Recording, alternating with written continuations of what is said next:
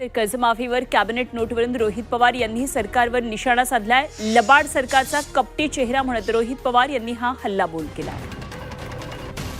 तर रोहित पवार यांनी या संदर्भात ट्विट केलंय। पाहूया एकदा आपण काय नेमकं रोहित पवार यांनी हे ट्विट केलंय। सरकारवर टीका केली आहे। कर्जमाफी योजनेवरून सरकारची फसवी कर्जमाफी योजना असं ते म्हणतात आणि त्या ट्विटमध्ये ते म्हणतात, मंत्रिमंडळाच्या बैठकीच्या टिप्पणीतच सरकार उघडपणे सांगत आहे की अटी लादून कर्जमाफीसाठी किमान निधीची आवश्यकता असेल।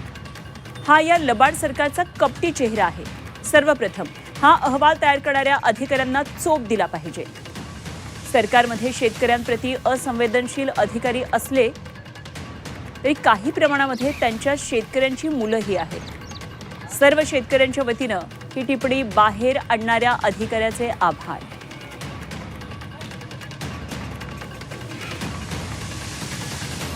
ही टिप्पणी मंत्रिमंडळाच्या बैठकीमध्ये सादर केली जात असताना एकाही मंत्र्यांनी तोंड उघडलं नाही। ते सर्वजण गप्प बसून आपले शब्द गिळत होते। हीच खेदाची गोष्ट आहे।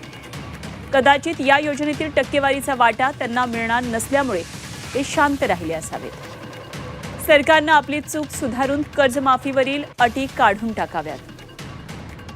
माझी विनंती आहे की त्यांनी चुकूनही शेतकऱ्यांची फसवणूक करू नये।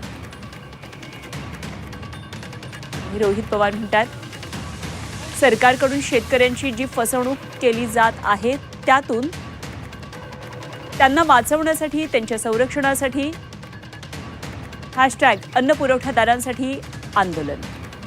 राज्यातील लाखो शेतकरी कर्जमाफीच्या निर्णयाकडे आशेने बघत आहेत। अनेक शेतकरी संघटनांनी देखील कर्जमाफीवरील अटी आणि निकषांबाबत नाराजी व्यक्त केलेली आहे।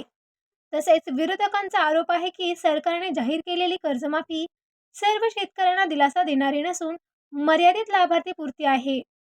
रोहित पवार यांनी सरकारला थेट आव्हान देत म्हटलं आहे की जर सरकार खरोखरच शेतकरी हिताचं असेल तर कर्जमाफीवरील सर्व अटी तात्काळ रद्द करतील। तसेच सर्व पात्र शेतकऱ्यांना न्याय द्यावा आणि आगामी काळामध्ये या मुद्द्यावर राज्यभर आंदोलन करण्याचा इशारा त्यांनी दिलेला आहे। आता सरकार यावर काय भूमिका घेणार, कर्जमाफीच्या अटींमध्ये बदल होणार का आणि शेतकऱ्यांना खरोखर दिलासा मिळणार का, याकडे संपूर्ण महाराष्ट्राचं लक्ष लागलेलं आहे। या संदर्भातील प्रत्येक अपडेटसाठी आमच्या चॅनलला सबस्क्राईब करा आणि व्हिडिओला लाईक करा।